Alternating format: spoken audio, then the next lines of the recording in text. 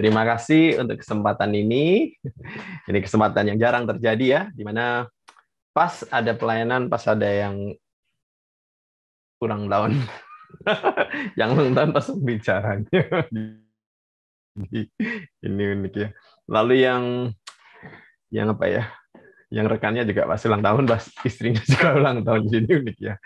Baik rekan-rekan, ini kesempatan yang baik untuk belajar bagaimana keluarga melayani atau keluarga memberitakan Injil ya.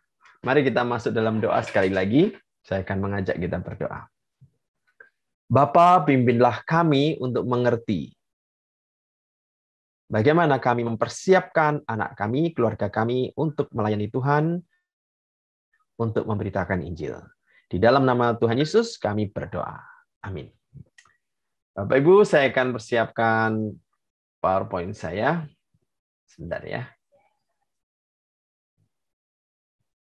Saya membagi di dalam 3 subtopik ya, tapi semuanya dapat kita ketahui sambil pembahasannya.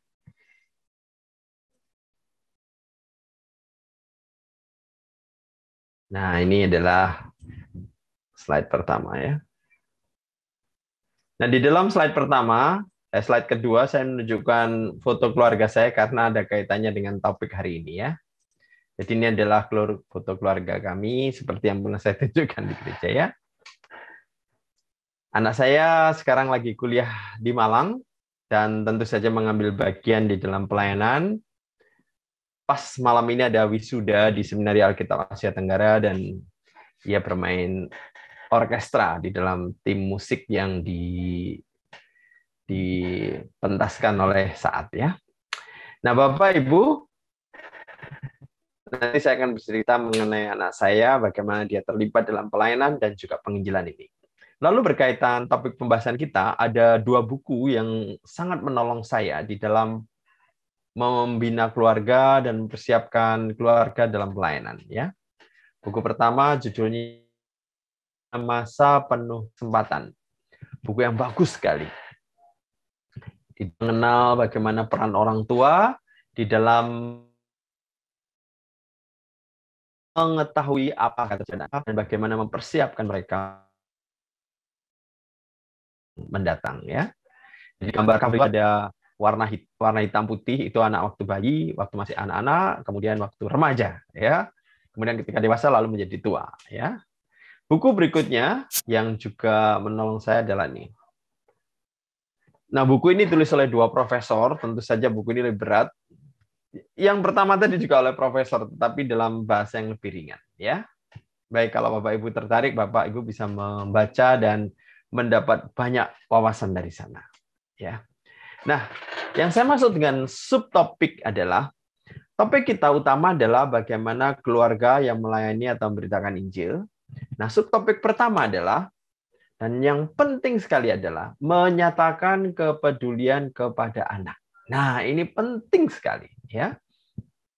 Mungkin Bapak Ibu pernah mendengar istilah orang tidak peduli apa yang kita tahu sampai mereka tahu bahwa kita peduli ya. Dan kita tunjukkan kepedulian kepada anak. Kepedulian dalam hal apa ini? Sehingga anak merasa mendapat berkat dari kehadiran kita sebagai orang tua atau mentor atau pembina ya.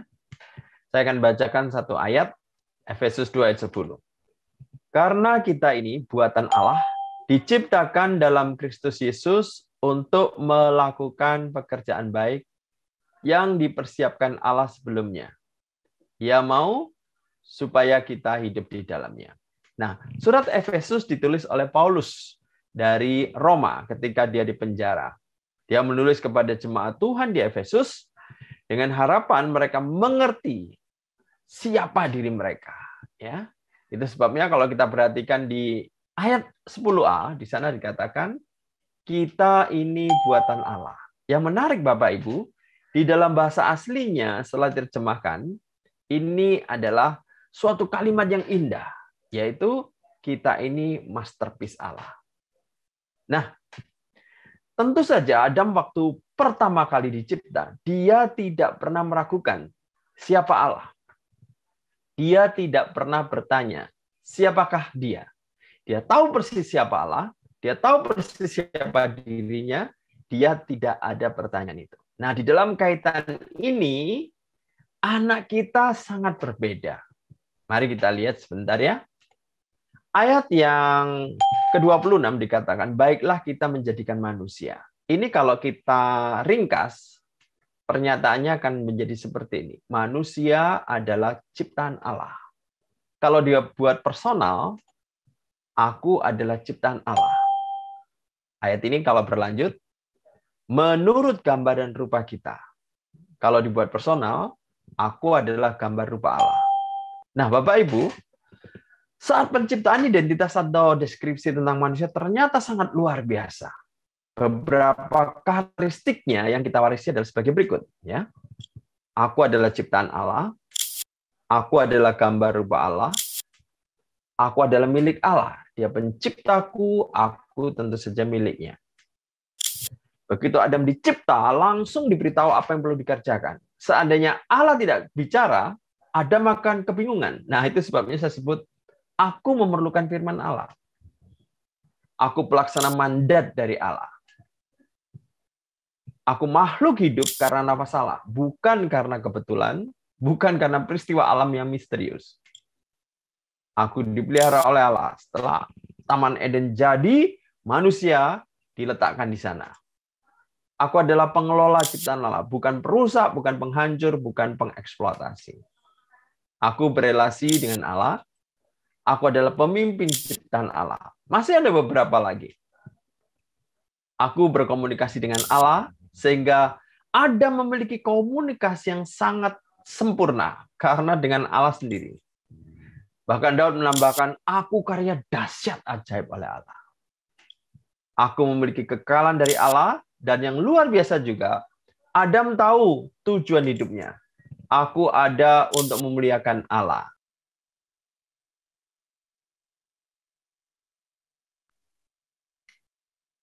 Bentar ya. Aku adalah masterpiece Allah. Ya. Paulus sebagai pengamat perjanjian lama, dia tahu persis ciptaan Tuhan dapat disimpulkan masterpiece Allah.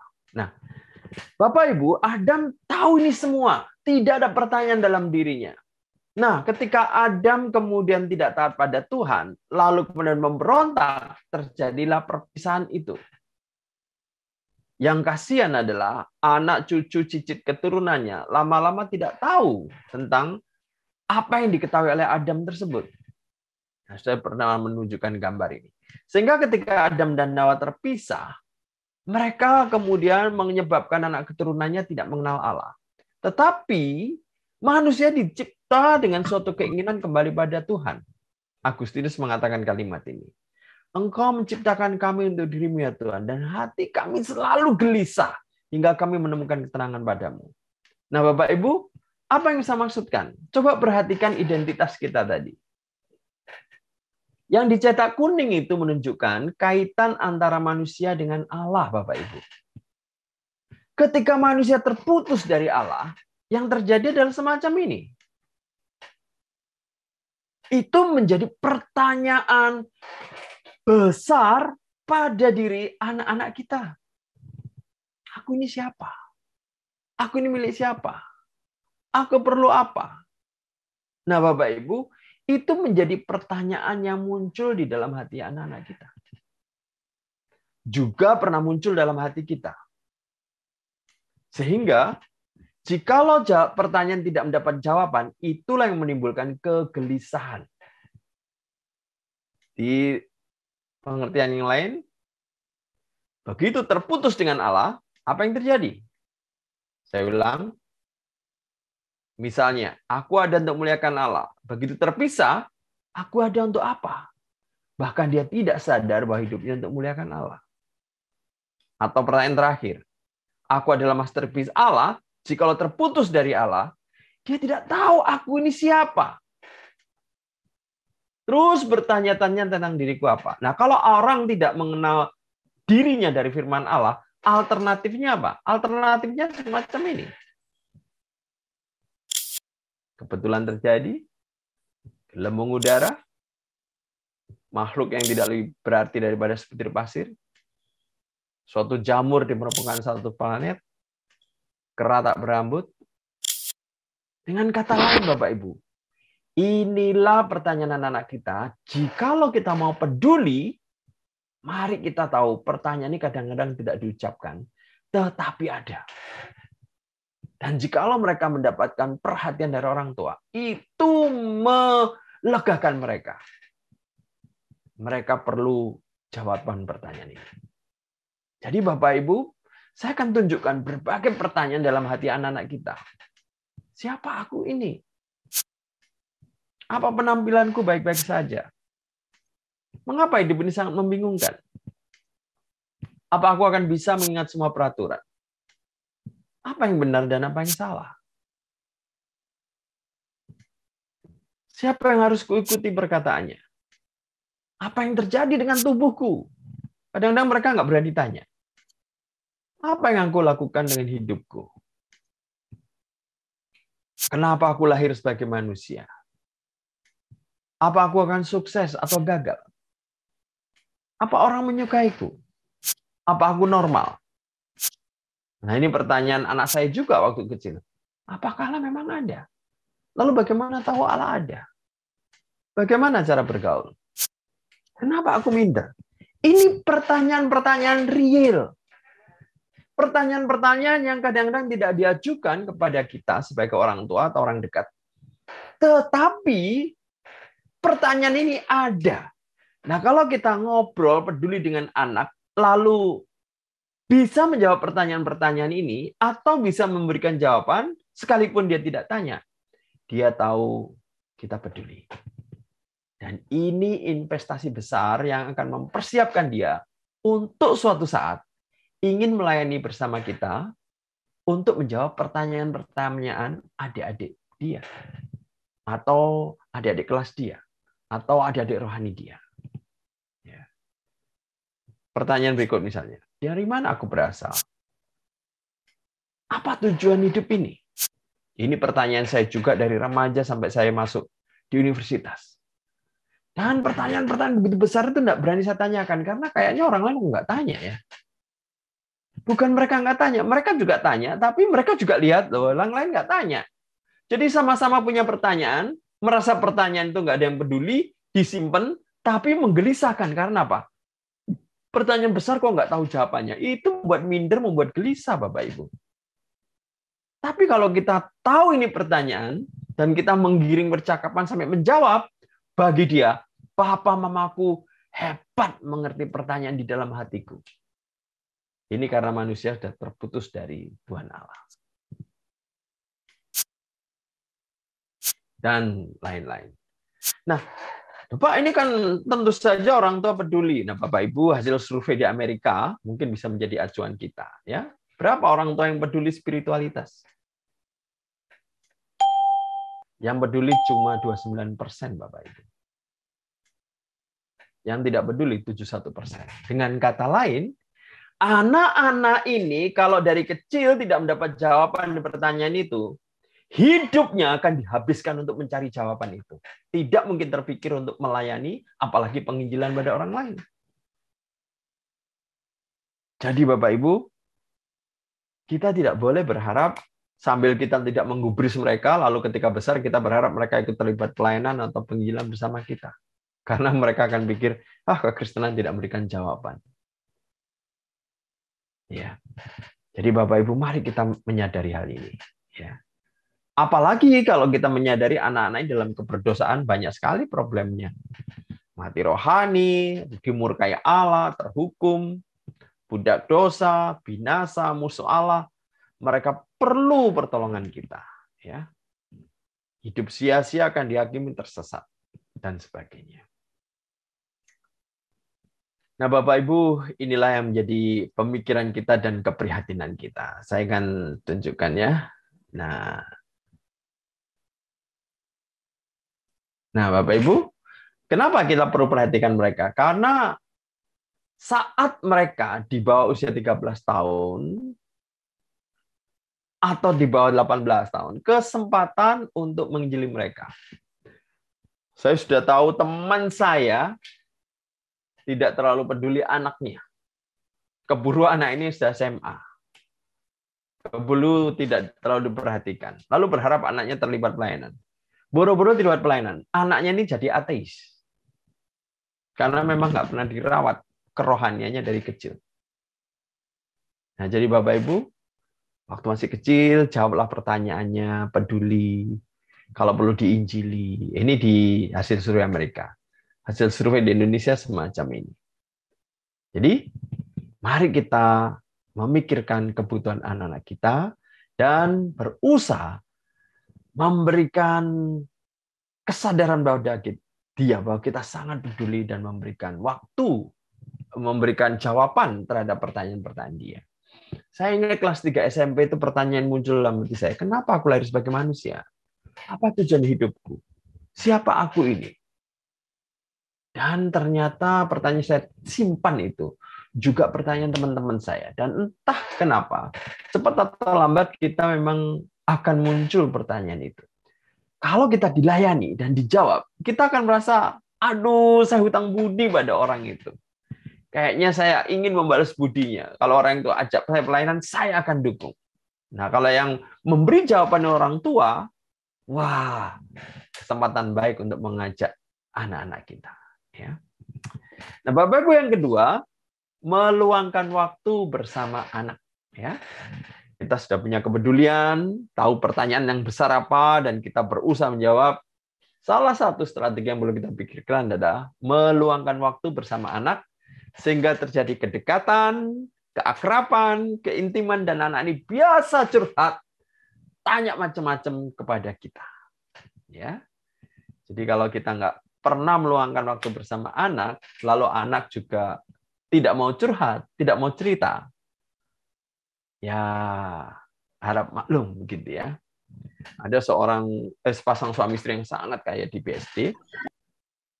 Dia pernah mengeluh, aduh Pak, anak saya nggak pernah mau cerita pada saya, nggak pernah mau ngobrol. Kalau saya tanya, dia diem. Dia manajer sebuah perusahaan multinasional. Lalu saya tanya, Pak, apakah Bapak meluangkan waktu bersama dia? Seminggu sekali minimal, entah jalan kemana, berdua, ngobrol.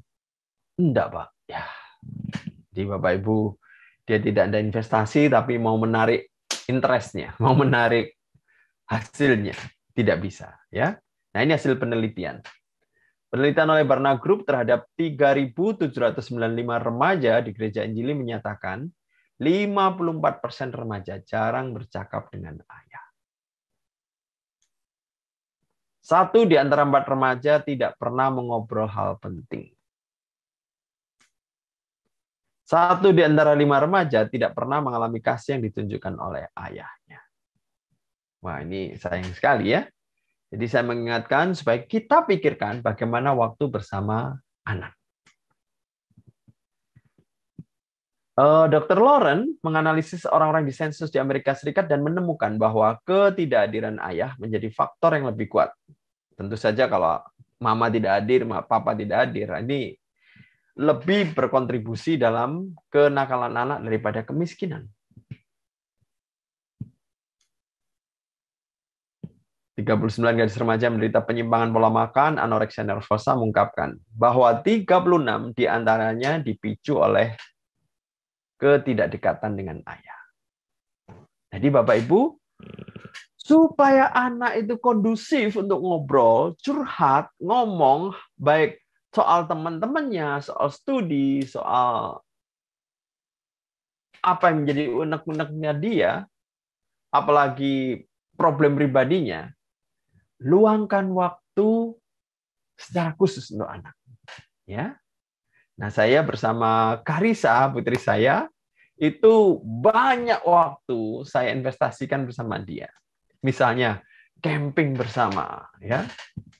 Nah, campingnya ini tentu saja bukan hanya saya dengan dia, bersama teman-teman dia. Ya. Jadi kemudian saya jadi kenal teman-teman dia kenal saya. Saya juga tahu bagaimana di antara teman-temannya. Ya. Jadi dia memiliki proses pertumbuhan di mana seorang ayah itu ya memang harusnya kumpul dengan teman-teman dia, begitu. Jadi tahunya dia begitu, padahal tidak semua keluarga begitu, ya. Barbecue, saya mengadakan barbecue bersama teman-temannya juga, ya. Teman-temannya menjadi teman saya juga, ya. Ini Karissa ini. Ya. Nah, dia merasa kebersamaan bersama papanya itu asik karena bersama papa tidak berarti kemudian menghilangkan teman-temannya. Papanya kenal anak-anaknya, teman-teman anaknya, sehingga dia merasa, ya inilah duniaku. Duniaku adalah bersama teman-teman dan bersama papaku, sama mamaku juga begitu, ya. Nah, sehingga karena mengkondisikan kebersamaan yang sering terjadi, apa yang dia biasa ceritakan pada temannya juga diceritakan pada papanya. Sehingga terjadi dialog saling mengerti lebih besar, ya. Belajar bersama, kadang-kadang dalam foto dia tidak ada, tetapi ya kesempatan bersama, ya. Potluck, ya. Jadi usahakan dalam acara-acara semuanya, kalau perlu kita mengadakan acara, ngundang teman-teman anak kita, sehingga teman kita merasa papaku ini asik, begitu. Makan bersama, ya. Apa yang dimakan ya biasa aja, tapi kumpul bersama teman-teman itu asik begitu. Atau outdoor activities, ya. Jalan, trekking bersama, melihat sawah, sambil ngobrol. Nah, itu menjadi suasana yang berbeda dan dia biasa menyampaikan apa yang menjadi unek-unek dia. Dan kita juga ada kesempatan menyampaikan apa yang menjadi nasihat kita, saran kita, visi kita, dan sebagainya. Memberikan pengaruh, ya. Diskusi kelompok, ya. Berbagai aktivitas kita bisa lakukan kepada teman-teman dia dan kita bisa dia aktifkan, ya. Apalagi kalau sudah games, ya. Nah, biasanya kalau sudah game itu emosinya muncul, happy-nya muncul, emosional dan hebohnya muncul, ya. Sehingga menjadi sesuatu yang kemudian kalau pas ngomong berdua begitu, wah ceritanya jadi seru, ya. Jadi Bapak Ibu, ada keluarga yang ternyata papa mamanya jarang bermain bersama anak, sehingga tidak ada ingatan bersama yang bisa mempersatukan mereka. Ya. Jadi kalau kita punya kebersamaan dengan anak itu berkomunikasi jadi nyaman, baik persoalan dia atau rencana kita menjadi sesuatu yang mengasihkan. Nah, Anda mungkin bisa lihat Karissa yang mana itu, ya. Istri saya yang berdiri itu, ya.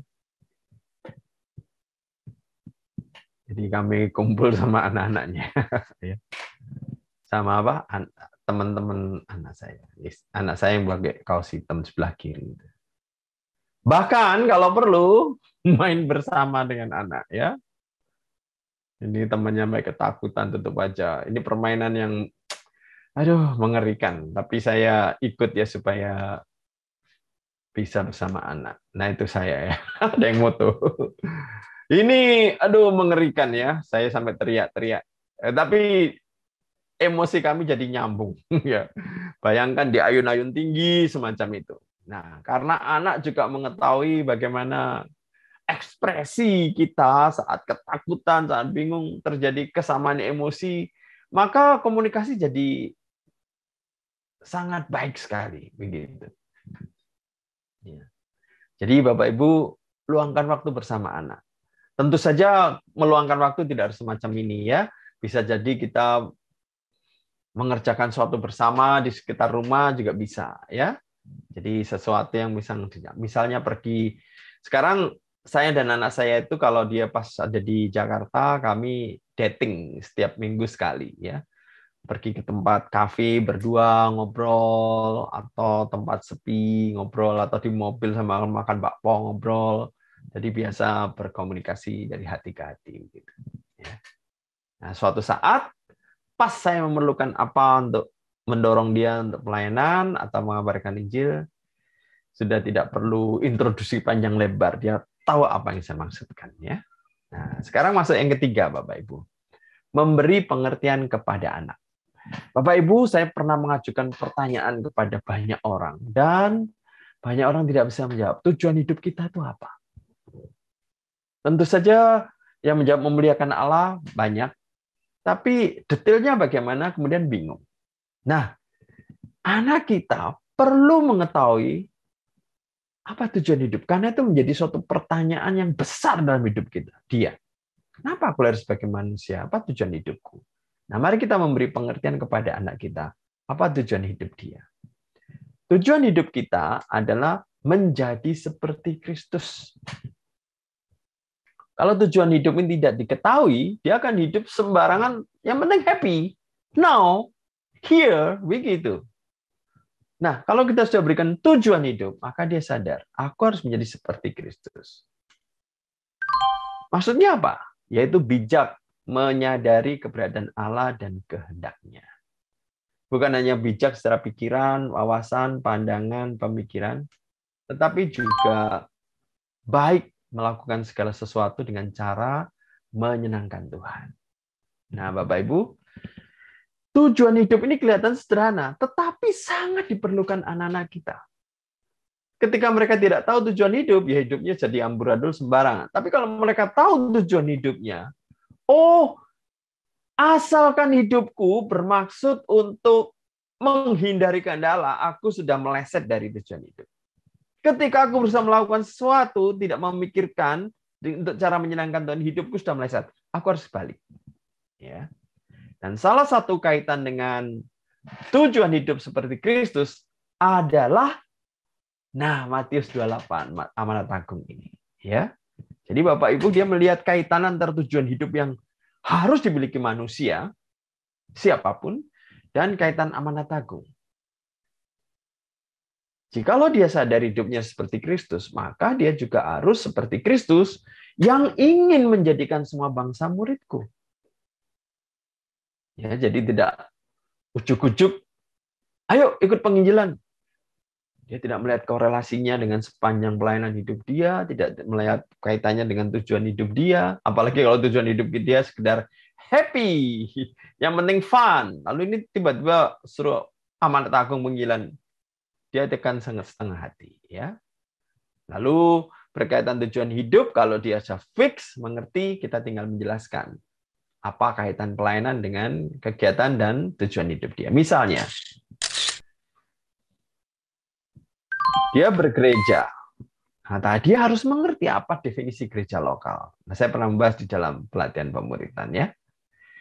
Gereja universal adalah umat Allah di segala tempat, segala zaman yang telah dipilihnya dari kekal untuk menjadi miliknya.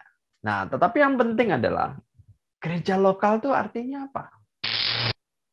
Kalau dia tidak mengerti definisi gereja lokal atau definisi gereja universal dipakai untuk gereja lokal, nah itu menjadi semrawut. Ya. Nah, Bapak Ibu, saya pernah menjelaskan, inilah definisi gereja lokal. Orang-orang yang dipanggil menjadi murid Kristus, ya, dipanggil, dididik, dilatih menjadi murid Kristus untuk mewarisi pengajaran para rasul. Tapi bukan hanya itu. Dia juga diutus untuk menjadikan murid Kristus. Ini mewarisi pelayanan para rasul. Nah, menjadi murid, menjadikan murid dalam kaitan apa? Untuk menggarap mandat budaya yang dititipkan Tuhan kepada Adam pertama, dan menggarap mandat amanat agung yang dititipkan Adam kedua, yaitu Kristus, untuk dilakukan umat manusia.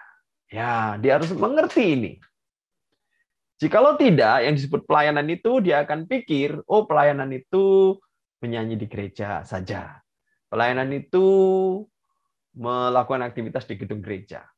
Nah, ketika dia mengerti mandat budaya, itu juga suatu pelayanan yang dititipkan Allah kepada Adam, maka dia dengan sendirinya belajar mati-matian. Dia dengan sendirinya belajar main musik mati-matian.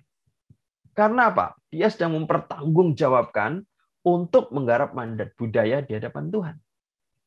Tentu saja sambil melakukan pelayanan penginjilan, pelatihan pemuritan dengan sungguh-sungguh. Nah, Bapak Ibu, mengerti definisi gereja lokal itu penting sekali. Ya, itu sebabnya Eklesia adalah be disciples, make disciple. Atau orang Kristen itu menjadi murid dan menjadikan murid. Nah, di dalam arti memberi pengertian kepada anak, kita juga perlu memberitahu apa arti amanat agung. Bagaimana menjangkau seluruh dunia bagi Kristus menjadikan murid. Nah, Tuhan Yesus bicara tujuan globalnya, Paulus bicara strateginya. Paulus pernah mengatakan, apa yang telah engkau dengar daripada aku di depan banyak saksi, percayakanlah itu kepada orang-orang yang dapat dipercayai, yang juga cakap mengajar orang lain. Nah, kita perlu memberi pengertian bahwa di masa lalu pernah terjadi keberhasilan luar biasa, yaitu orang-orang dibina dalam kelas pelatihan pemuritan berlipat ganda, yaitu kelas pemuritan katekumenit. Pembinaan atau pelatihan pemuritan. Di masa lalu, abad-abad pertama itu berlangsung 2-3 tahun. Jadi, melalui strategi Paulus, terjadi deret ukur. Nah, saya menjelaskan deret ukur kepada anak saya supaya dia tahu pelayanan tidak tergantung besar kecilnya jumlah orang yang dilatih. Dan deret ukur ini pernah terjadi di abad-abad pertama. Bapak Ibu perhatikan, tahun 40 sekitar 1.000 orang Kristen. Tahun 100 sekitar 7.500. Tahun 200 200 ribuan. Tahun 300 6,3 juta. Tahun 350 menjadi mayoritas. Wah, ajaib sekali. Ini bukan dengan KKR massal. Ini dengan kelompok sel grup, Bapak Ibu. Berdasarkan apa? Ide dari strategi Paulus. Jadi ini kalau saya ubah dalam bentuk yang lebih personal, kira-kira kan semacam ini. Apa yang telah aku dengar dari guruku, pembinaku, pelatihku di depan banyak saksi?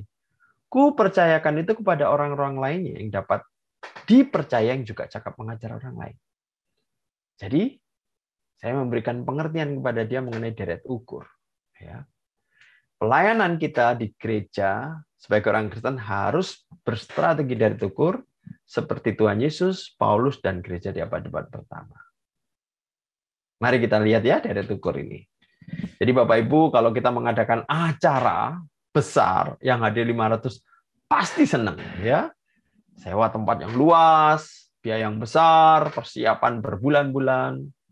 Tahun depan adakan lagi, tahun depan adakan lagi. Nah, dalam 10 tahun kita berkata, dalam 10 tahun kita mengadakan acara besar setiap kali 500 dan itu jumlah totalnya 5.000. Ya. Nah, saya tunjukkan pada anak saya. Inilah yang diharapkan banyak orang. Ratusan sekaligus. Tapi setelah itu, setelah terlaksana, sudah tunggu tahun depan lagi. Alternatif yang kedua adalah kelompok kecil. Bayangkan kalau ada 3 orang, orang pertama yang membina 2 orang lainnya. Ya, dengan bahan yang transferable, yang duplikatif. Lalu setelah dibina, orang pertama mendorong supaya 2 orang ini masing-masing membina 2 orang lagi. Ya, yang terjadi adalah yang memimpin cari 2 orang, yang 2 orang juga memimpin lagi 2 orang. 3 kali 2 ditambah 3 yang sudah ada menjadi 9. Ya. Nah, Bapak Ibu perhatikan yang di kanan kalau di total 12.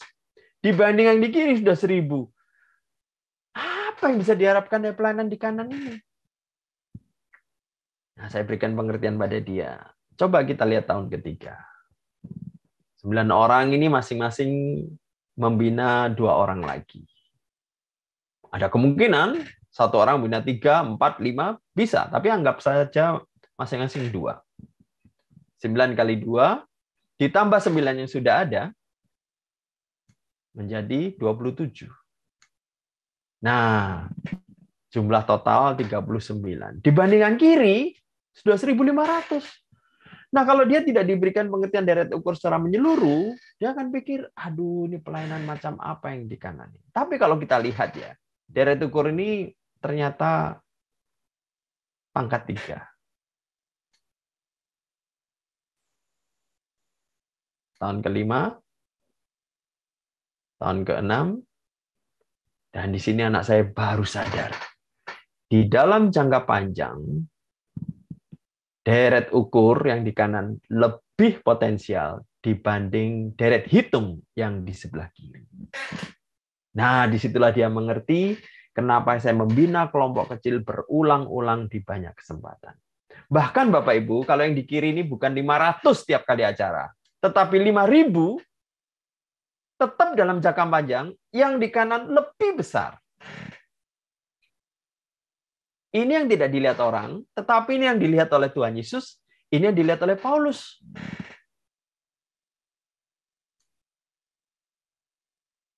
Jadi Bapak Ibu, kalau 5.000, 5.000, wah itu perlu gedung yang besar sekali, biaya ratusan juta setiap tahun. Total dalam 20 tahun 100.000. Yang di kanan dengan deret ukur, totalnya sudah belasan juta, Bapak Ibu. Anda nanti lanjutkan tahun ke-16, 17. Mengejutkan. Jadi kita perlu memberikan pengertian pada anak kita. Pentingnya pelayanan dengan deret ukur yang sudah dicapai oleh gereja mula-mula. Deret hitung silakan. Tuhan Yesus juga memakai jumlah 5.000 orang. Tapi Tuhan Yesus tetap fokus kepada belasan murid tersebut.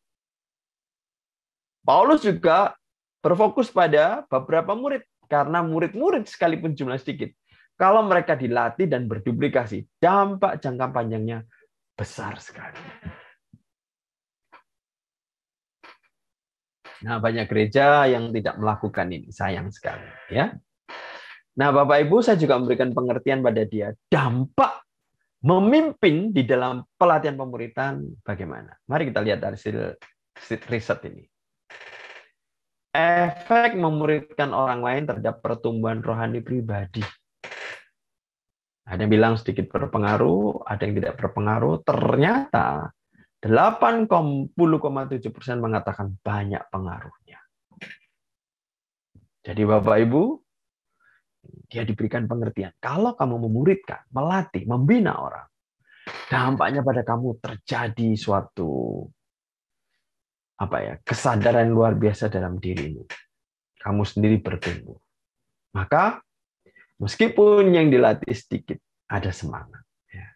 Nah, Bapak Ibu, di antara berbagai cara pelatihan pemuritan di dunia ada macam-macam ya. Ada navigator, lalu ada intervarsity atau perkantas, ada campus crusade for Christ, ada evangelism explosion, ada youth alpha. Nah, alpha ini yang saya perkenalkan pada dia ya.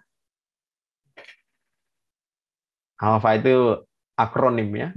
Anyone, Laughter, Pisah, Helping, Acts ya. Nah, Bapak Ibu, saya akan coba pindah slide sebentar ya. Saya akan tunjukkan apa kelebihan program Alpha ini ya. Bentar ya.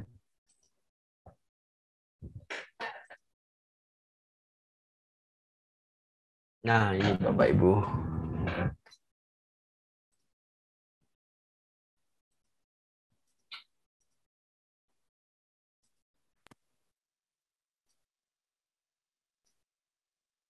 Jadi ada beberapa teolog yang hebat tingkat dunia yang setelah meneliti program Alpha yang pernah kita gunakan itu saya gunakan juga kepada Karisa, ya. Program pelatihan Alpha Beta adalah cara yang paling menyenangkan untuk memberitakan dasar-dasar kekristenan. Pelatihan ini merupakan alat yang bermanfaat bagi penginjilan dan pertumbuhan iman yang sangat saya rekomendasikan. Ini oleh J.E. Packer, profesor teologi, ya, dari Reform, maksudnya teologi Reform, ya. Nah, berikutnya adalah Youth with a Mission. Alpha Beta adalah sebuah pelayanan rohani dinamis yang memenangkan jiwa, mendisiplinkan dan melipat gandakan yang telah menjamah kehidupan ribuan orang. Saya percaya visi ini akan terus berkembang dan benar-benar menjadi sebuah berkat internasional. Jadi Bapak Ibu, anak saya pernah mendapat pembinaan Alpha Beta seperti halnya yang pernah dilakukan di GRI tahun lalu. Itu suatu bahan yang luar biasa. Ya. Mari kita lihat berikutnya. Saya mengenal banyak orang yang hidupnya diubah melalui program pelatihan Alpha Beta. Saya gembira menyaksikan bagaimana Tuhan sudah memakainya dengan penuh kuasa untuk memperbarui banyak gereja. Program pelatihan Alpha Beta sekarang sudah menjadi salah satu sarana yang paling handal dan paling penting untuk menarik orang-orang datang ke gereja, serta untuk memperkuat kembali iman orang-orang yang sudah menjadi Kristen. Saya sangat menganjurkan pelajaran kepada semua pemimpin gereja dan jemaat yang sedang mencari jalan untuk mengembangkan dan memperteguh hubungan pelayanan mereka. Ini Alistair McGrath.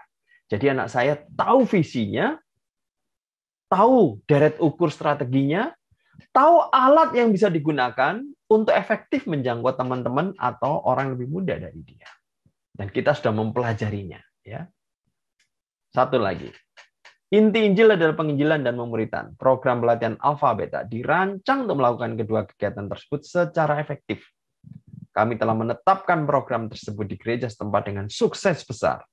Saya senang merekomendasikannya. Ini Gordon V. Jadi yang kita pelajari itu bahan yang luar biasa bagus, yang kemudian dalam konteks pandemi online sudah ready. Sementara bahan-bahan dari Navigator, Campus Crusade, Perkantas belum bisa. Saya merekomendasikan program pelatihan Alpha Beta kepada setiap orang yang berminat membuktikan bahwa iman Kristen bisa menyenangkan dan mampu mengubahkan kehidupan dalam dunia modern ini. Program pelatihan ini alkitabiah, mudah dipahami, dan praktis. Program ini membawa dampak signifikan dalam kehidupan banyak orang dan akan memperkuat setiap gereja di mana program tersebut diterapkan. Nah, Bapak Ibu mungkin memikir, memang kelebihan Alpha yang kita pelajari itu apa? Nah, saya ungkap kembali ya. Icebreaker-nya ada. Menyegarkan ya. PowerPoint-nya lengkap. Videonya dinamis. Bukan hanya videonya dinamis, diupdate terus. Kemarin baru 2 hari yang lalu baru terjadi videonya diperbarui lagi ya. Animasinya menarik. Ada manual untuk pemimpin. Ada musik prelude, ada ayat hafalan. Ya, ini memperkuat mereka yang sedang belajar. Dilakukan dalam konteks kelompok kecil, ada pertanyaan stimulatif, membuat diskusi interaktif, bisa ditambah lagu menarik, sangat informatif, juga ada video promonya, ada website pendukungnya, mengasihkan sekali. Bahkan ada tim riset independen yang bukan dari Alpha sendiri, yaitu dari Barna. Ada dukungan testimoni peserta, digital dan daring siap dikerjakan, dan memenuhi hukum multiplikasi, yaitu bahannya understandable, terstruktur, transferable. Dan pelatihan pemuritan dilakukan dalam suasana gembira. Wah, Bapak Ibu, ini belum ada di bahan lain. Dan tentu saja saya mengalami dan gembira, saya ajarkan kepada anak saya, istri saya, lalu apa yang diajar oleh anak saya itu sudah menghasilkan calon-calon leader. Ya. Ini hasil surveinya, Anda bisa klik di The Connected Generation. Ya. Ada yang Global Report, ada South Asia Country Report. Saya tunjukkan beberapa hasil surveinya ya. 82% orang menggambarkan diri mereka menjadi pengikut Kristus setelah mengikut Alpha. 78% orang Kristen yang selama ini jarang gereja berkomitmen untuk ke gereja setiap minggu. Wah, ini hasil survei dan ada lagi. Jadi Bapak Ibu, anak saya itu sekarang tingkat akhir di universitas dan dia termasuk generasi Z ya. Generasi Z itu lahir kira-kira tahun 2000 sampai sekarang. Nah, banyak anak-anak generasi Z dan sebaya dia itu perlu dilayani. Dan Barna meneliti, dan Alpha sangat cocok sekali. Ya. Nah, topik pelatihannya kita sudah pernah pelajari ya. Ini topik-topik pelatihan. Jadi anak saya sekarang bisa memberitakan Injil dengan bahan Alpha.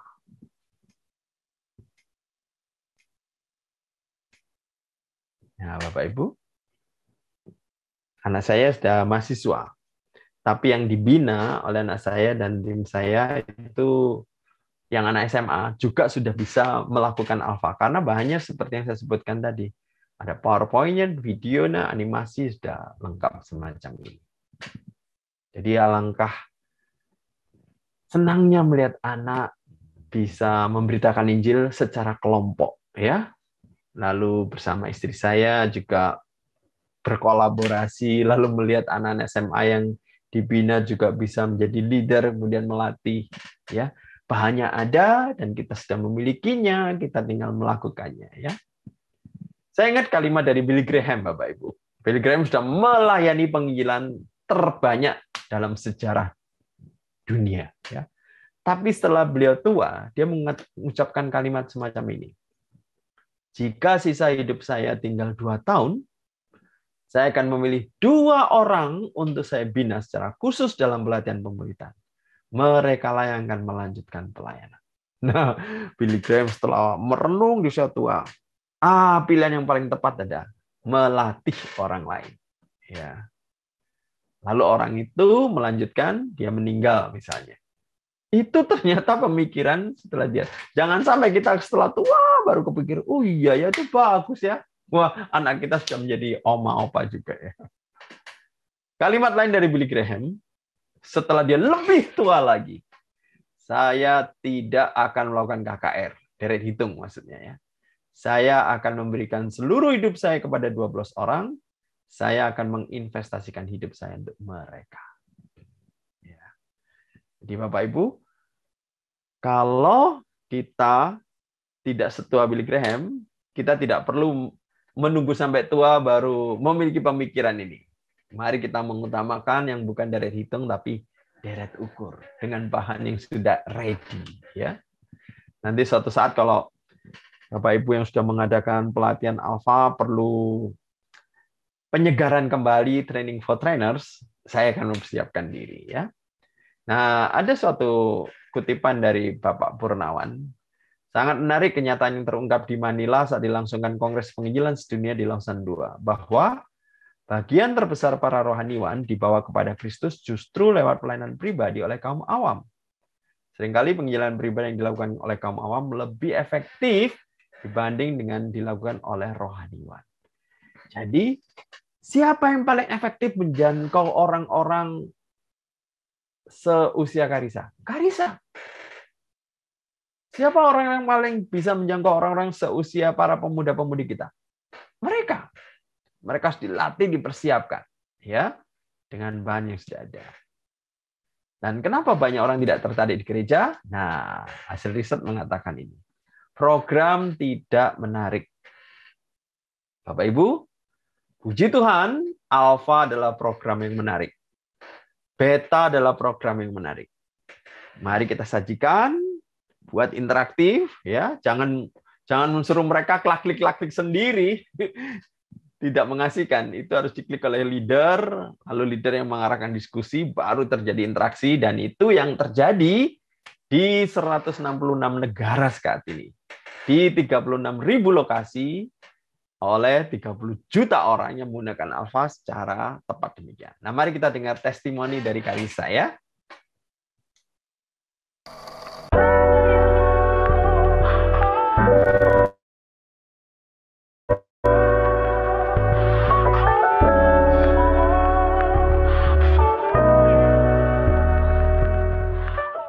Hai semuanya, namaku Karissa Pin. Sekarang aku sedang berkuliah di Universitas Brawijaya, jurusan Teknik Bioproses. Sekarang ini aku sedang aktif di organisasi kepenulisan dan penelitian, yaitu Agritech Research dan Study Club. Di organisasi ini, aku berperan sebagai desainer feeds Instagram mereka. Selain itu, aku juga sedang bekerja di ViewSale Company, yaitu sebuah perusahaan e-commerce, dan aku bekerja sebagai video dan image content creator. Saya juga memiliki bisnis sendiri, yaitu Gifted Organic yang memproduksi masker organik untuk perawatan wajah. Jadi, aku udah mengikuti Youth Alpha Course dari sejak aku kelas 6 SD sampai sekarang aku kuliah di semester 2. Nah, menurut aku Youth Alpha Course itu sangat bermanfaat buat hidup aku. Pertama-tama, Youth Alpha Course itu benar-benar membuka pandangan aku tentang kekristenan. Jadi, aku tuh jadi benar-benar tahu dari dasarnya gimana sih sebenarnya kita sebagai orang Kristen tuh harus bersikap, gimana kita supaya hidup kita tuh bisa menyenangkan Tuhan, dan gimana supaya kita punya Roh Kudus dalam hati kita yang bisa membimbing kita dalam setiap jalan hidup kita. Lewat Youth Alpha Course aku juga belajar banyak bahwa menjadi orang Kristen itu nggak cuma sekadar pergi ke gereja, pelayanan, dan berteman sama orang-orang Kristen, tapi juga itu berhubungan dengan gimana relasi pribadi kita sama Tuhan, dan bahwa apapun yang kita lakukan itu tujuannya adalah untuk memuliakan Tuhan. Aku udah pernah coba mengikuti berbagai macam pembinaan Alkitab, berbagai macam persekutuan, dan juga Christian course kayak gitu. Tapi menurut aku Youth Alpha Course ini ada yang paling efektif karena ini dikemas dengan sangat menarik, dan juga setiap kali kita nonton videonya itu benar-benar mind blowing, dan juga semua kata-katanya itu sangat jelas. Lalu mereka juga bisa menggarapnya sehingga sesuai dengan kehidupan nyata kita. Aku juga pernah mengikuti Joy Expo. Nah, di Joy Expo ini aku pernah ikut dari sejak aku peserta sampai aku juga jadi wakil ketua panitia. Nah, menurut aku Joy Expo ini seru banget karena di Joy Expo ini tuh ada outbound dan juga ada camping. Yang itu tuh benar-benar membuat rasa kekeluargaan itu nyata. Karena di situ kita benar-benar belajar gimana cara kita penginjilan tapi dengan metode yang menarik, sehingga setiap apapun yang diajarkan tuh benar-benar nempel di kepala. Dan juga kita di situ bisa bercengkrama dan melakukan hal-hal seru yang mungkin kalian gak bisa temuin di metode-metode lainnya. Jadi kesimpulannya, setelah mengikuti Youth Alpha Course dan Joy Expo ini, aku merasa sangat bersyukur karena aku adalah salah satu orang beruntung yang bisa mengikuti dua jenis acara ini. Makanya aku pengen banget ngajak kalian bareng-bareng buat ngikutin acara ini. Sampai jumpa di Youth Alpha ya teman-teman, sukses terus! Ya, itu adalah testimoni dari anak saya. Ya, saya senang itu kira-kira 2 tahun yang lalu dia memberikan testimoni dan memberi kesan mendalam bagi saya bagaimana dia sudah mengambil bagian dalam penggenapan amanat agung dengan bahan-bahan dari Youth Alpha, ya, Youth Alpha, Youth Beta yang kita sama-sama pahami bersama, ya. Baik, sampai di sini apakah ada pertanyaan?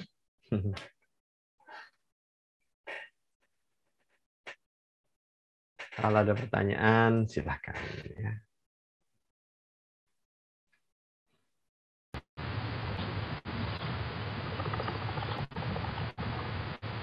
Terima kasih Pak Peter.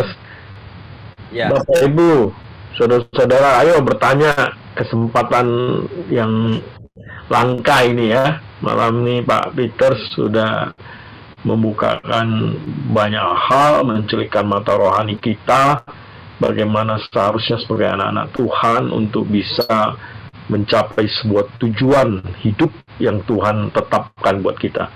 Mari bertanya supaya kita malam ini benar-benar ngelotok ya, jadi paham betul, yang tidak masih ragu, tidak mengerti, silakan tanya. Ayo.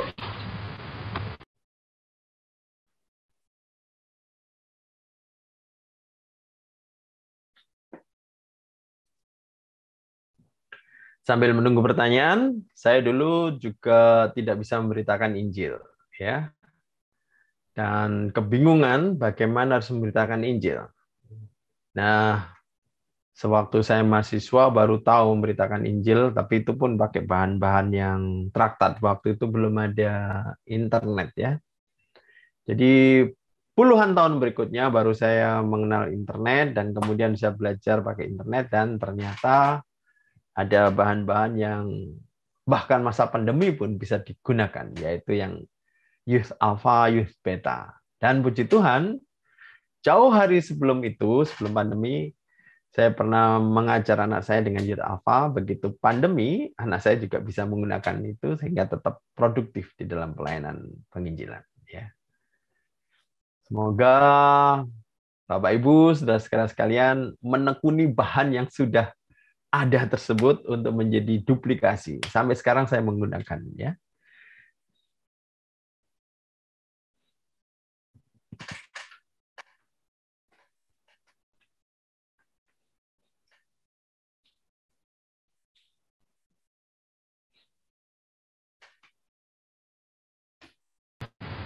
Sambil menunggu Pak Peter, saya mau sedikit tanya nih Pak Peter. Nanti teman-teman mungkin ada yang malu-malu nih, anak muda. biar saya mulai dulu, Pak Peters. Jadi Pak Peters, yang menarik itu yang tiga, kan tadi Pak Peter bagi dalam 3 tahapan gitu ya. Yang awal itu adalah lebih banyak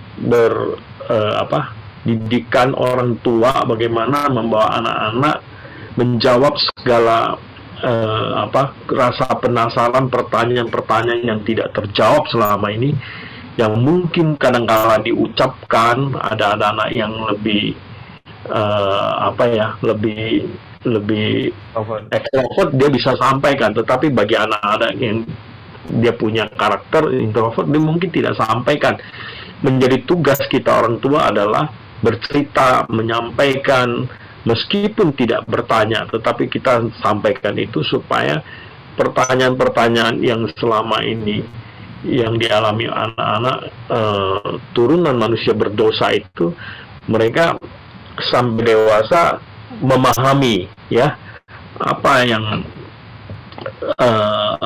kenapa harus terlibat di dalam pelayanan. Nah, menjadi pertanyaan saya, Pak Peters, sebagai tugas orang tua untuk bagaimana prakteknya ya, praktisnya kita itu tentu tidak seperti kalau di sekolah kan ada kurikulumnya, pelajaran 1, pelajaran 2, durasi jamnya, ketemu murid-murid ngajar. Karena sebagai orang tua yang juga sibuk tadinya di dalam pekerjaan, entah ibu atau bapak, gimana Pak Peter praktisnya untuk menyusun tahap demi tahap untuk bimbing anak-anak ini?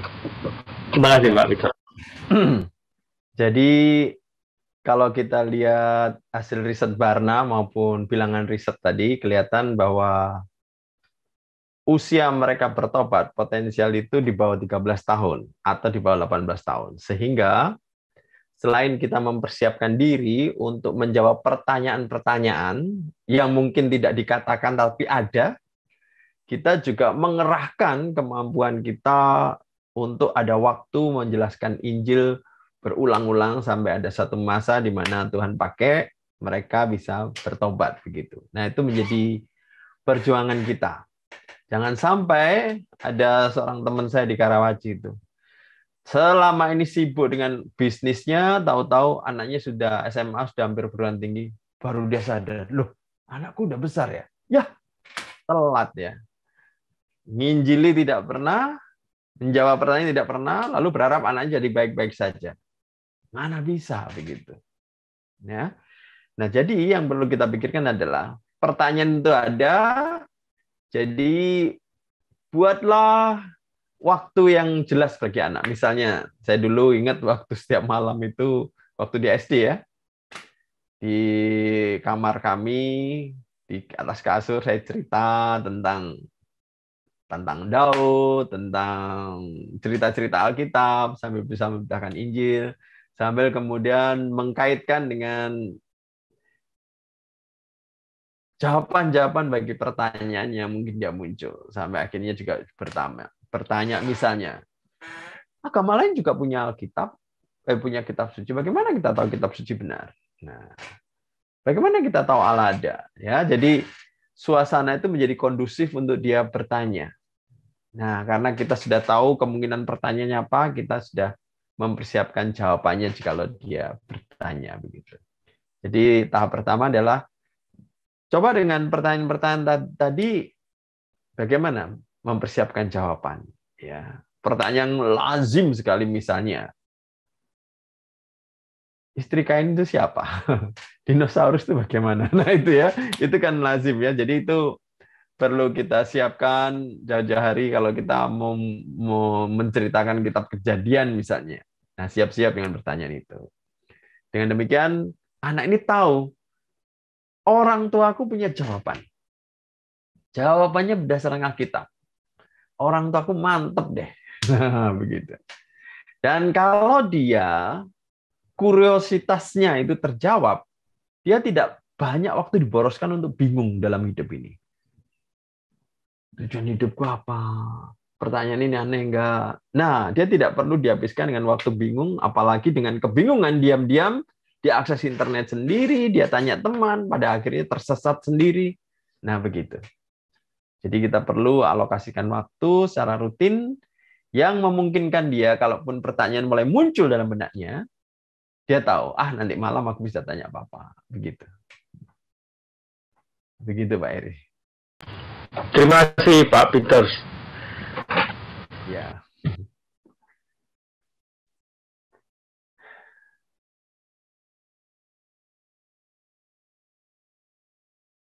Ada lagi pertanyaan dari Bapak Ibu sekalian?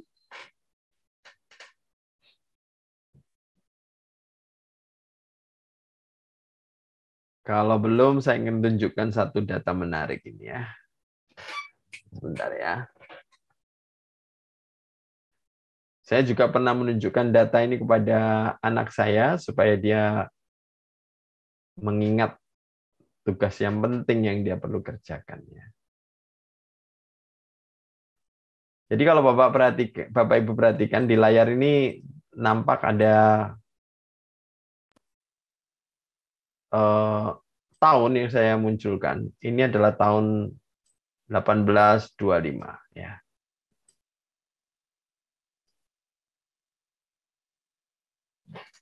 Angka ini angka apa Bapak Ibu?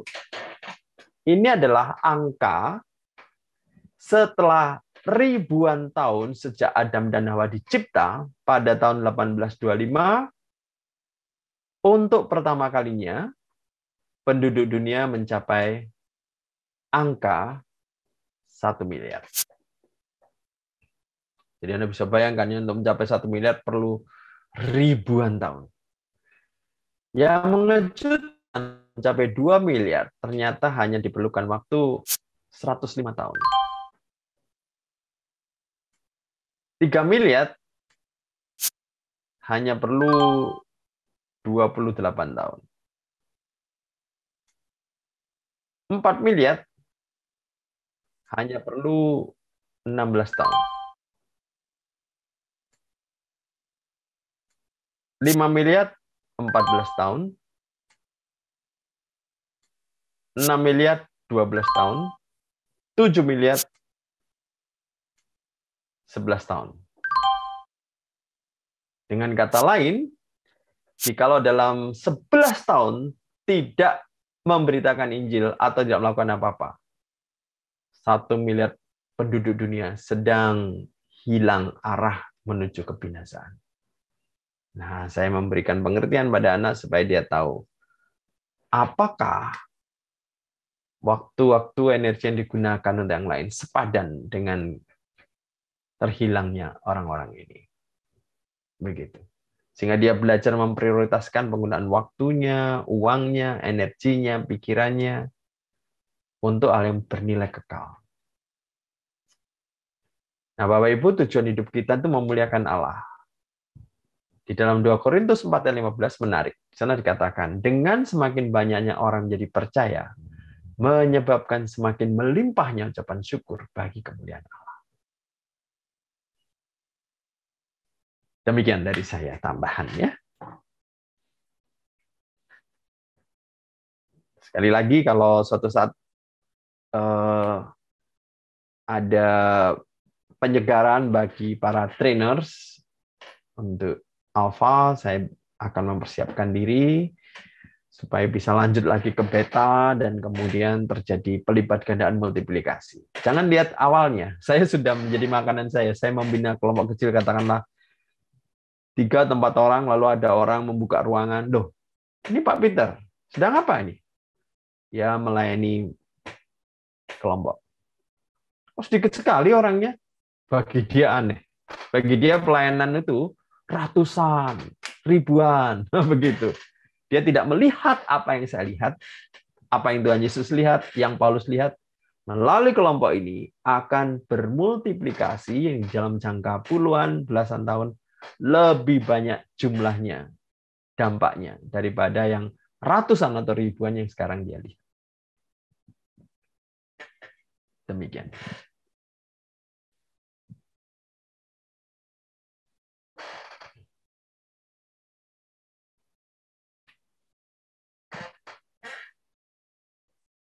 Silahkan kalau ada yang ingin bertanya. Boleh dari saya, Pak Pendeta Peters. Ya, silakan, Pak Ucok. Selamat malam ya, Pak Pendeta Peters. Ini menarik sekali diskusinya malam ini ya. Ya, Yang ingin saya tanyakan adalah, kalau yang saya tahu kan Pak Pendeta, karakter kita itu kan dibentuk karena dua hal ya. Satu itu karena nature gitu ya, karena nature bawaan genetika gitu. Kita mewarisi sifat-sifat yang dibawa oleh kedua orang tua kita gitu. Sama yang benar. kemudian yang kedua adalah nurture gitu, pola asuh gitu ya. Ya, Nah ini kalau mungkin saya kalau saya nggak tahu teman-teman di sini Bapak Ibu pernah nonton film yang terbaru tuh Ngeri-Ngeri Sedap gitu ya. Ngeri-Ngeri Sedap itu juga kan sebenarnya pelajaran tentang bagaimana peran orang tua itu dalam hal membuat anak itu dan keluarga itu tetap menjadi utuh gitu ya. Tapi yang saya maksud adalah kadang kita juga orang tua itu memiliki keterbatasan dalam hal literasi psikologi gitu ya, atau literasi yang kayak tadi Bapak bilang alfa beta gitu. Kita tahunya didik anak itu ya dari orang tua kita gitu ya. Nah padahal kita juga mungkin dulu waktu kita masih muda, kita mengalami hal-hal yang sebenarnya itu nggak perlu kita alami gitu. Karena mungkin orang tua kita juga nggak tahu juga gimana caranya didik anak gitu ya. Karena mereka juga dibesarkan oleh orang tua yang ya, istilahnya keras gitu. Ya maunya saya gitu. Harus ikut apa kata bapak gitu, nggak ada istilah apa negosiasi gitu. Jadi akhirnya itu turun temurun tuh. Jadi dari kakek buyut, kakek saya, papa saya antar anak saya gitu, Pak Pendeta. Nah ini gimana cara kita misalnya agar kita semua sisi gitu ya. Maksudnya ya kita juga sebagai anak tahu bagaimana cara memperlakukan anak kita, tapi kita juga seimbang tahu bagaimana cara kita juga memperlakukan ayah kita, orang tua kita gitu. Yang kita tahu mereka juga emang kurang kurang ngerti gitu loh. Kurang tahu bagaimana cara mengungkapkan kasih sayang, kurang tahu bagaimana dekat dengan Tuhan seperti apa gitu ya. Karena mereka memang dibentuk lingkungannya seperti itu dan pola asuhnya seperti itu gitu. Jadi yang mereka juga kadang taunya ya gini aja gitu, taunya yang bener ya apa kata mereka gitu. Nggak tahu apa kata alfa dan beta yang tadi training tersebut gitu ya. Ataupun Alkitab juga jarang dibaca gitu mungkin. Nah, ini bagaimana nih Pak Pendeta, kita mungkin yang mengalami ya seperti kata-kata orang itu ada generasi sandwich gitu ya. Generasi yang terjebak di tengah-tengah antara hubungan ke atas ke orang tua dan hubungan ke bawah ke anak gitu. Nah, ini gimana caranya supaya kita tuh bisa tetap bijak gitu mengelola ini. Terima kasih Pak Pendeta. Ya, terima kasih pertanyaan Pak Ujo mengingatkan saya jadi pengen nonton Ngeri-Ngeri Sedap ya. Katanya itu Iya, itu bagus tuh Pak Pendeta. ya, sangat katanya mengungkapkan drama keluarga yang real terjadi. Saya pengen nonton bersama istri. Karena bisa belajar ya tentang realita hidup gitu. Nah, saya sendiri jadi ingat masa kecil saya maupun masa kecil istri saya. Saya dibesarkan oleh orang tua yang hidup di masa perang ya. Bahkan orang tua saya kena wajib militer. Jadi tidak mengerti bagaimana mendidik anak, yang jelas keras sekali. Saya ini seorang yang cenderung pendiam dan cenderung sensitif. Wah, dapat ayah yang begitu keras menjadikan saya penakut, pendiam begitu ya. Nah, istri saya memiliki mama yang sedikit lebih mirip begitu ya, sehingga kami hidup dalam perasaan yang tidak tumbuh secara sehat psikologis. Jadi boleh dikata saya hidup dalam kehidupan kurang kasih sayang. Nah, sebenarnya secara teori psikologi saya tidak mungkin bisa mengasihi orang lain. Nah, tetapi dalam anugerah Tuhan, papa saya itu bertobat. Lalu dalam pertobatan dia berusaha menghidupi imannya di tengah menjadi orang Kristen tetap galak, tetap keras. Dia melakukan hal yang di tengah banyak kelemahannya melakukan hal yang luar biasa, yaitu memberitakan Injil. Nah, dari situ saya mengenal diri saya sebagai anak Tuhan dari kecil ya. Nah, yang menarik adalah saya mendapat didikan orang tua yang kurang bijak nih, keras. Mama juga begitu. Dan kurang akrab. Jadi bagaimana saya bisa hidup sehat? Dengan bertumbuhnya waktu, membaca buku-buku seperti tadi, Masa Penuh Kesempatan, terus buku pendidikan, begitu ya, membaca. Nah, saya dapat insight. Ya, baca firman Tuhan, dapat baca buku, terbitan Momentum, kita tutup mata, pasti bukunya bagus, begitu, yang benar, teologi reform, begitu. Nah, dari situ kemudian saya dapat semacam kesadaran. Saya harus memutus rantai ini. Artinya, kalaupun dulu orang tua pernah mendidik saya secara tidak bijaksana, saya harus bisa menilai mana cara ayah saya, mama saya yang kurang bijaksana, yang tidak boleh saya lanjutkan kepada anak. Seperti saya dulu banyak pertanyaan, juga tidak banyak yang saya tanyakan pada orang tua, tapi bingung sendiri, cari informasi dari orang lain, jawabannya keliru. Nah, kemudian hari baru saya tahu, itu pertanyaan pasti muncul dalam hidup manusia. Lalu saya tahu, berarti anak saya punya pertanyaan itu. Nah, saya siapkan jawaban. Saya baca banyak buku, banyak firman Tuhan, lalu mempersiapkan jawaban pertanyaan itu. Sehingga anak saya bertumbuh dengan cara yang berbeda. Dari kecil banyak pertanyaan-pertanyaan yang muncul dan dapat jawaban. Sehingga sudah dari muda banyak jawaban yang dia simpan, dia miliki, waktunya dia buat produktif untuk hal yang lain, bukan menggelisahkan pertanyaan-pertanyaan tentang siapa Allah, siapa Kristus, apakah kiamat itu ada, benarkah Kristus bangkit dari kematian, apakah Allah ada, itu dia tidak berpikirkan lagi. Ada dunia supranatural, yang natural, rasional, irasional, dia bisa membedakan. Sehingga itu menjadikan dia tumbuh yang sehat berdasarkan pengertian firman. Artinya, satu sisi ada anugerah Tuhan, satu sisi kita juga punya tekad memutus rantai itu, sehingga generasi anak kita, cucu kita, ya semoga lebih baiklah, begitu. Syukur-syukur mereka mengerti iman, kita bisa didik dengan pelatihan tadi, lalu bisa menginjili teman sejak muda, menduplikasi. Ya ampun, saya dulu baru bisa menginjili setelah universitas tingkat 3, itu pun susah payah. Anak saya sudah dari SD, SMP sudah belajar penginjilan, ya, kemudian sudah bisa membimbing adik-adiknya, begitu, adik-adik kelas. Jadi dengan anugerah Tuhan, dengan kemampuan kita, semoga cukuplah kemalangan itu pada kita, lalu kita bisa memulai cara pendidikan yang baru sesuai firman Tuhan bagi anak-anak kita, ya. Dan kalau kita sudah terlanjur sampai dewasa nggak bisa penginjilan, ya sudahlah, itu stop di kita. Kita melatih anak-anak kita supaya bisa penginjilan dari muda. Syukur-syukur dia nanti bisa mendidik cucu kita untuk bisa dari SD sudah bisa menginjili anak-anak yang lain, ya. Begitu. Begitu jawaban saya, Pak Ucap. Baik, terima kasih Pak Pendeta. Ya. Makasih banyak. Jadi saya menajari ini Bapak Ibu, ya, anugerah Tuhan juga bagi kami. Saya ingat dulu waktu Tuhan panggil untuk masuk seminari, aduh, itu tahun-tahun krisis keluarga yang besar secara ekonomi. Kalau saya tinggal bagaimana? Aduh, rasanya nggak perlu masuk seminari deh. Tapi begitu saya masuk seminari karena Tuhan panggil, begitu saya ke Jakarta, Tuhan bisa ubah situasi di Malang, kemudian membaik dengan sendirinya, dan justru sana ke Jakarta bisa mempersiapkan adik-adik untuk bisa studi, bekerja dengan baik. Baik, ada pertanyaan lagi dari Bapak Ibu Saudara sekalian? Saya berharap ya dari GRI suatu saat terjadi pelipat gandaan karena belajar Youth Alpha, Youth Beta, dan bahan-bahan itu kemudian bisa memberkati anak-anak yang di SMA, di SMP, begitu.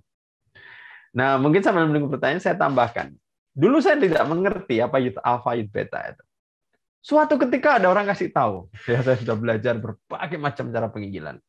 Ada orang kasih tahu, Pak, belajar Alpha, Pak.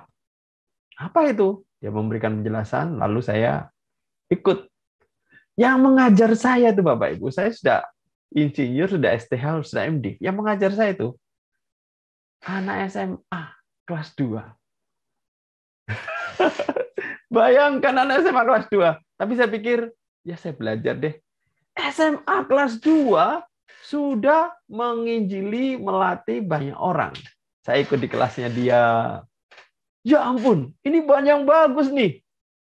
Wah, nah, kemudian saya pelajari, dibimbing oleh dia. Nah, karena saya sudah punya engineer STMMD, saya mengajar orang-orang menyerap dengan baik, ya. Nah, anak itu yang SMA itu rupanya melihat dampak pelayanannya, dia suka cita. Saya sharing juga pelayanan saya.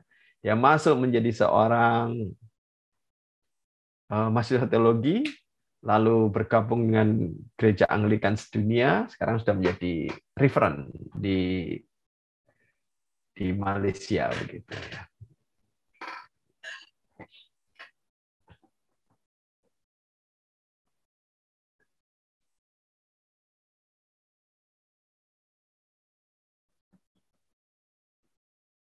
Jadi mari kita doakan GRI suatu saat berlipat ganda ya melalui bahan-bahan yang baik ini. Amin, Pak. Ya. Ayo yang muda-muda, Esther, Teni, Mega, mau tanya, Yunus, Yakub.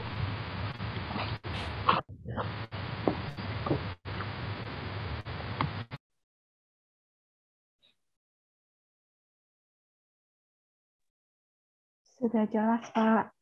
Tadi sudah ada yang mewakili juga dari pertanyaan Bapak. Terima kasih, Pak. Baik.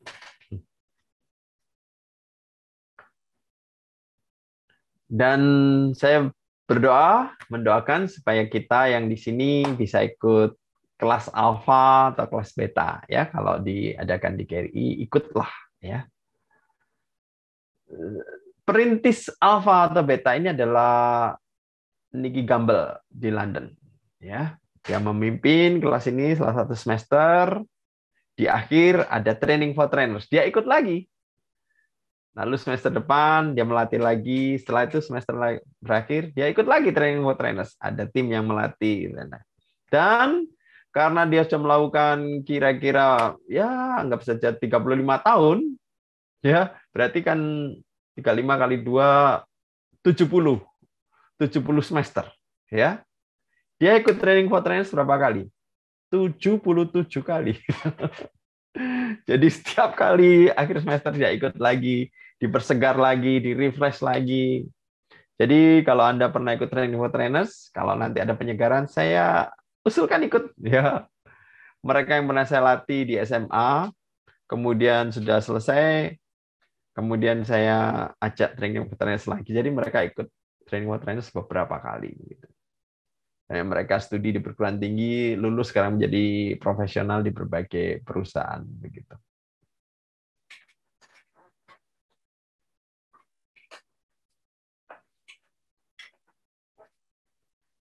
Nah, doakan Bapak Ibu, semester depan saya akan memberikan pelatihan pemuritan Youth Alpha untuk para mahasiswa-mahasiswi di STT Makedonia.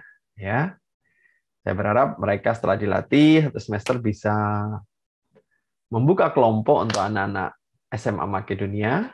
Nah, menarik ya. Lalu kemudian bisa melatih jemaat di sana, berduplikasi. Bahan-bahannya akan saya bagikan sehingga mereka bisa membayangkan suatu saat jemaat mereka juga bisa berduplikasi. Sehingga jemaat GRI yang cabang Ngabang akan terlipat ganda, begitu ya.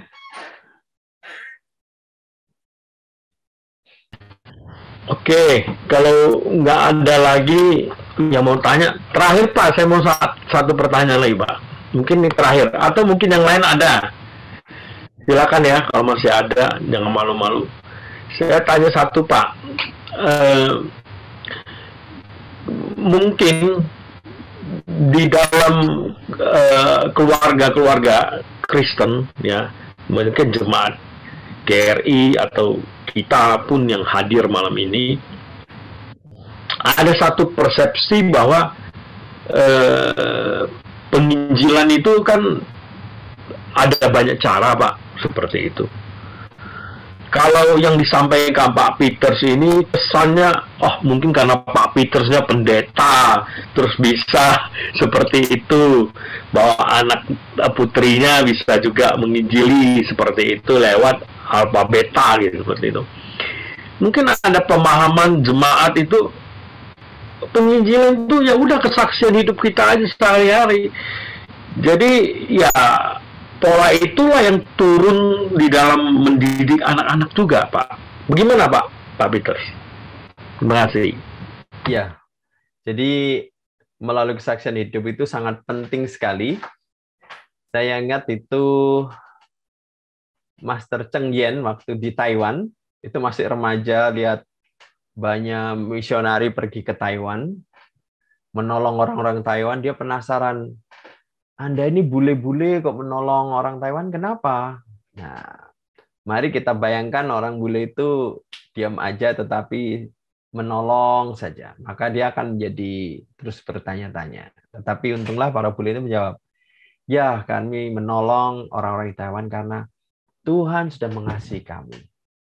Ia sudah menebus kami dari dosa, dan lalu dia jelaskan, sehingga kami tergerak untuk menolong orang lain lagi. Nah, di situ Master Cheng Yen itu kemudian pikir, wah, saya pingin supaya yang menolong orang Taiwan bukan hanya bule, tapi juga orang Taiwan, ya, yang menyadari bagaimana hidup menolong orang lain. Nah, Master Cheng Yen ini bertumbuh besar, lalu mendirikan yayasan Ceci itu, ya. Jadi kalau dengan kesaksian hidup, orang Ceci, orang Buddha itu bisa bagus dan bahkan lebih bagus, gitu. Jadi kesaksian hidup diperlukan, tetapi ditambah satu langkah lagi, jelaskan tentang siapa di balik perbuatan baik yang kita lakukan, yaitu Kristus yang telah mati dan bangkit untuk menyatakan kasih-Nya, menolong kita. Jadi itunya yang perlu ditambah. Nah, bagaimana bisa menjelaskan itu? Ada berbagai cara, ya. Bisa menggunakan traktat, bisa menggunakan video klip, link-link yang kita bisa berikan, bisa menggunakan DVD, bisa menggunakan berbagai cara yang tanpa penjelasan, tapi ada alat, atau dengan alat dan plus penjelasan dan sebagainya, termasuk salah satunya menggunakan alat plus penjelasan dan kelompok adalah alfa beta ini. Jadi ada banyak cara begitu.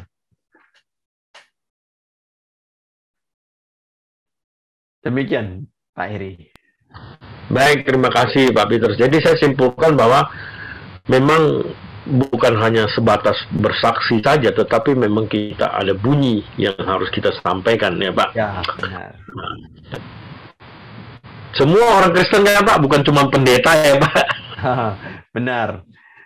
Kalau kita sudah bisa menyampaikan, syukur-syukur kalau kita bisa melatih orang lain untuk bisa melakukan. Seperti kata Paulus tadi, apa yang kamu dengar daripadaku, percaya kepada orang-orang lain yang juga cakap mengajar orang lain. Jadi terjadi duplikasi dan alih generasi, gitu.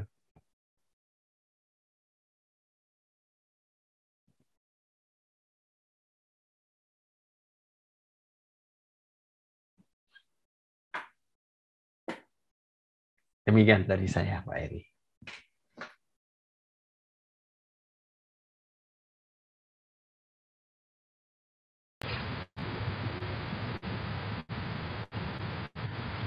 Kalau belum ada yang menanyakan, saya akan tutup dengan satu kisah ini ya. Bentar ya. Nah, Bapak Ibu, ini adalah kota Chicago tahun 1870 ya. 1870 ini ada kota Chicago ya, ada bagian yang sudah punya menara, tapi kalau Anda perhatikan masih banyak juga kios-kios semacam itu, dan di belakang itu banyak sekali kandang-kandang sapi yang masih bertebaran ya. Di Indonesia baru 100 tahun kemudian baru ada bangunan semacam ini ya.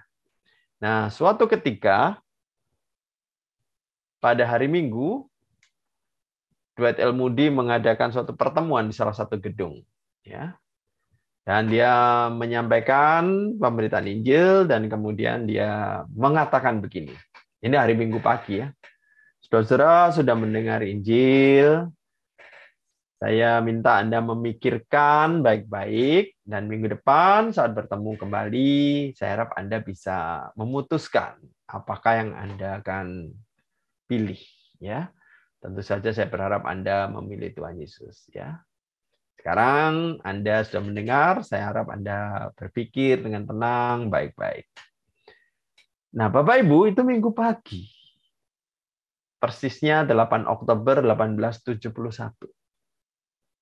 Yang dia tidak kira adalah sore harinya, menjelang malam itu ada seekor sapi di sebuah kandang mendepak lampu dari minyak tanah.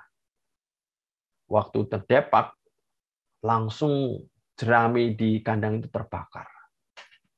Terbakar, lalu karena itu tiupan angin juga keras, langsung membakar kandang-kandang lain. Kandang-kandang lain menyebar ke kandang-kandang lain. Lalu terjadilah kebakaran yang luar biasa hebat di seluruh peternakan itu sampai kemudian melanda seluruh Chicago.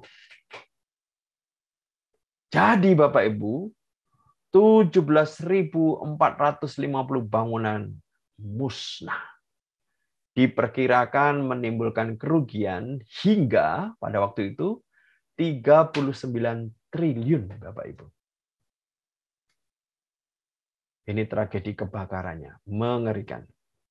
Menyebabkan 100.000 jiwa harus mengungsi besar-besaran ke sungai, ke tempat lain, dan peristiwa itu menewaskan sekitar 200 hingga 300 orang. Bencana mengerikan yang luar biasa. Dan Anda sudah bisa menduga siapa yang paling sedih di antaranya. Dwight L. Moody. Hari itu sebagai seorang yang berpengalaman, dia pikir waktu masih panjang, masih berminggu-minggu, masih berbulan-bulan, masih bertahun-tahun. Dia tidak sadar, waktu bisa berakhir setiap saat. Dan kemudian melihat kebakaran yang mengerikan menjadikan Chicago puing-puing yang hangus. Dia menangis. Bagaimana dia melihat orang dalam ngeri, melari ke sana kemari. Kebakaran terjadi 2 hari. 8, 9, 10. 3 hari. Dan kerusakan begitu parah. Sampai membuat orang harus kehilangan banyak sanak saudara. Dan terpisah secara luar biasa. Dwight L. Moody menangis karena apa? Seharusnya saya tidak menunda orang untuk menerima Kristus. Sekarang terlanjur. Mereka tewas tanpa keselamatan dari Tuhan. Di situ Dwight L. Moody menyesal luar biasa. Dan dia bertekad, saya tidak akan menunda untuk memberitakan Injil dan menantang orang untuk percaya pada Kristus. Bapak Ibu, kisah itu menyengat hati saya dan buat saya sadar. Waktu kita sangat singkat. Waktu kita sangat terbatas. Mari kita segera mempersiapkan diri, mempersiapkan keluarga, mempersiapkan teman, segera melipat gandakan diri, segera menjangkau orang. Karena waktu mungkin akan segera berakhir. Demikian.